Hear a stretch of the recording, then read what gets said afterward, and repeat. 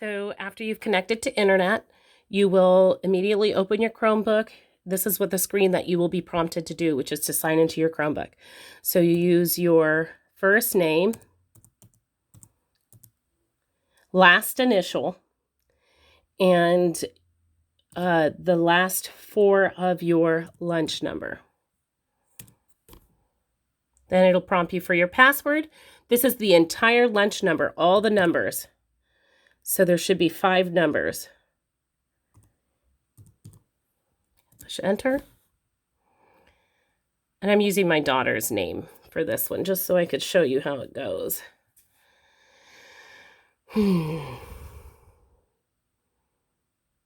Then it'll bring you to this Content Keeper, and it's kind of a new thing that they've started since this happened. And basically, you're just putting it all in again. It's asking for your username and your password again, and then to push login. So I'm going to do it again.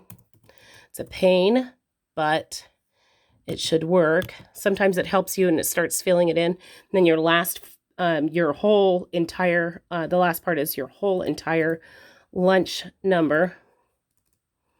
This is 5, 3. Okay, so you got that in. Now I just push login. And yet again, we do it again. You can't push sign in with Google.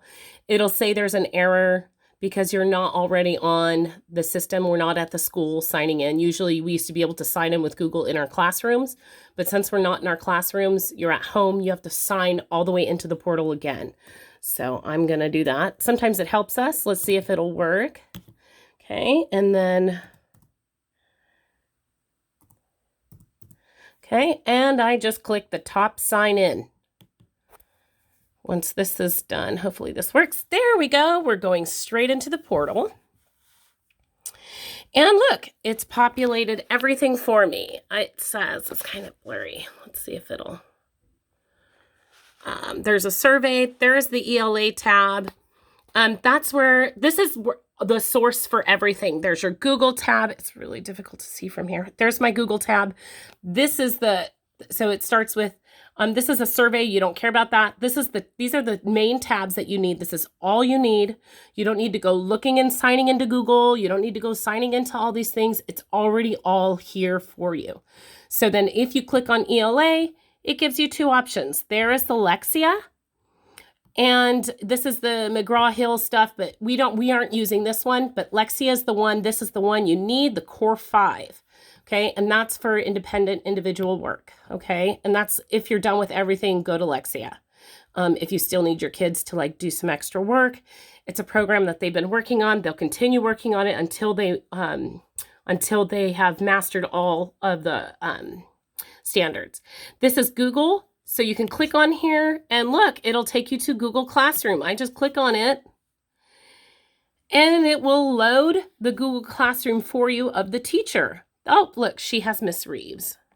And then if I clicked on Miss Reeves, I could do that. And then look, here is her paper. On here it says what the upcoming things that are due are. She goes on to classwork, which is up at the top. There is stream. And then there is the classwork tab. And if I click on classwork, she does Zoom meetings. Not all of us we don't have to do Zoom meetings, and I prefer not to as a teacher. And there are a few teachers that are preferring not to, just because there's discipline issues and not all the kinks have been worked out yet. And there's a lot of privacy issues for that. So I'm choosing as a teacher not to do it. But if you look here, it says week 1, and then all of her assignments.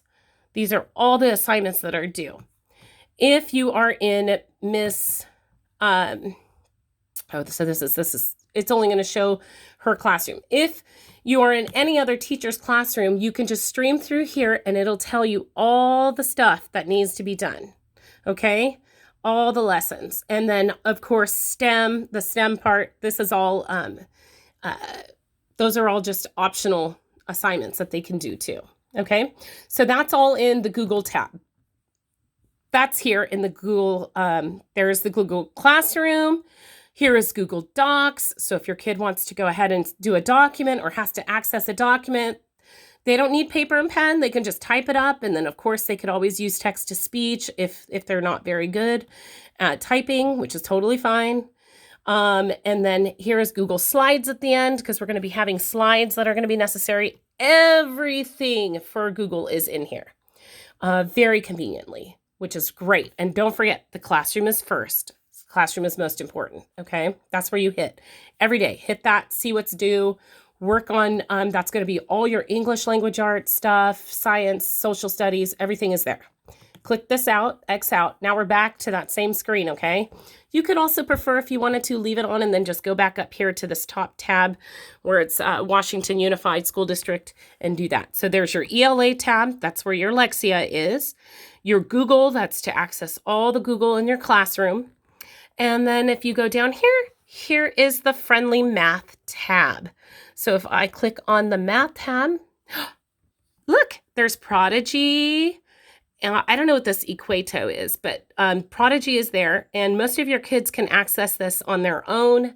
They either have a password from previous classrooms that they use, or you can sign in again and log in on your own. And if you forget your password or whatever, I don't know how you could access that, but I'm sure it's fairly simple for a parent to just give a new password for their kid. Think Central. This is where all our math is in our Math tab.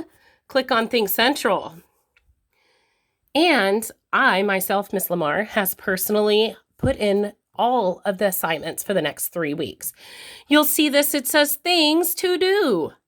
And there's this little Things to Do here. You do not need to worry about your library. It's up to you if you want to read math-related books. I don't know if anything is even in there. Let me see. I don't think so. Oh, there are some math books in there, but that's not what we're here for.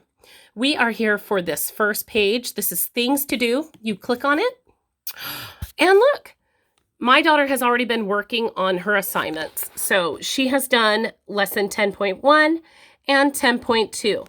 So the next one she has is 10.3, which is measure time intervals. So if she clicks on that, that's what you will do, and then it selects it.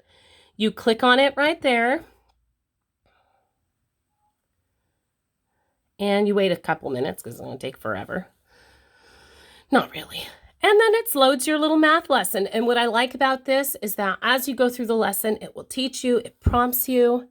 I don't know what the volume is like on this. It's up. And then it says you can push on the question. It should start. Oh, it wants me to push start. Where is the volume on this? Oh, it's all the way down. Hello. There aren't a lot of restaurants in these parts, so a lot of travelers bring meals with them. In fact, a family stopped here a little while ago so they could eat their picnic lunch. Click the card to see what time the family arrived. The family arrived at 12:15. Now it's 12:47, and they're starting to pack up. I wonder how... Help Ava find the elapsed time, or the amount of time between the beginning and the end of an activity. Okay, down here at the bottom of your screen, this guides you to tell you where you are. Let's unlock the problem.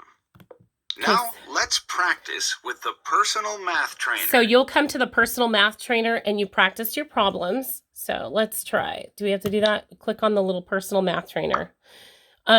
So you would run through the whole program, and then this would be towards the end. And then they would want you, there's a little process, and it says, Aiden arrived at the rocket display at 3:35 and left at 3:52. Ava arrived at 3:30 and left at 3:54. Ava spent how many more minutes than Aiden? So you would have to find out what the minute increments are. So let's just put an answer because I'm not going to figure that out right this second. But I'm going to put like 45. Let's put 10. And then check your answer. And then it'll prompt you, you have to try again. So then you could try again, or you could do next, okay? And then, do you see this at the end? So, hold on. So I don't really want to do this, save and close and check my answer and turn it in and all this. Well, let me just put in another number for this next one. check your answer. Of course, it's going to be wrong because I'm just guessing right now. And then let's do this. I really don't want to do...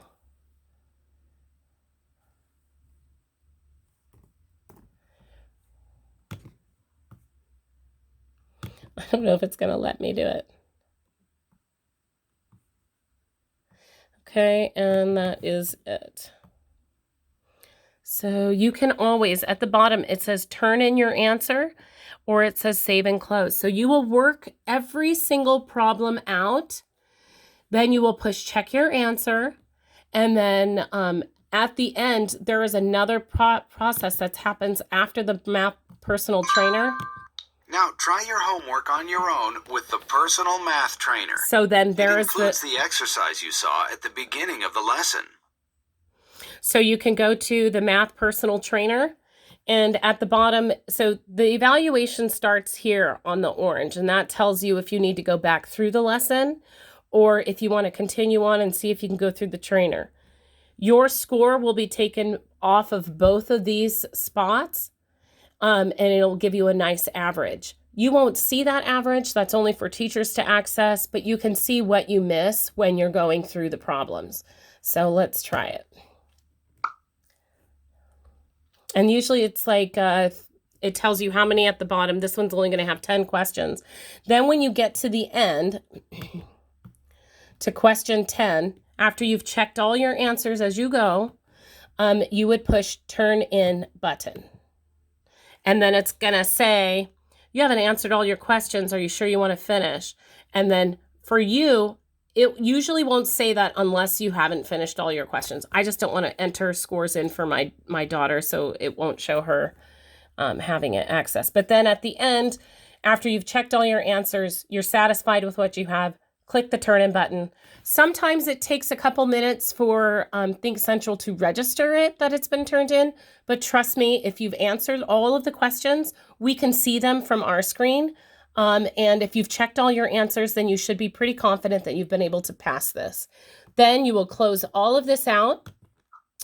When you are all done, it'll close back, and then you can even see, I don't know if it'll show. Yeah, then you can check your own scores in your score tab. So she can go to her time to the minute and see what her class is, and then on there it will say completed.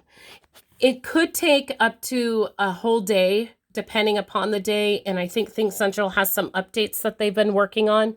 So it may take 1, possibly 2 days, especially if it's on a weekend, for them to register that it's been completed. So don't worry, and just try to work the process through. And if you have any questions, feel free to email your teacher, or if they have available texting features like Dojo, please make sure you get in contact with us. But I feel like we are very fortunate that we have this Washington Unified tab access point, because you can get to everything from here.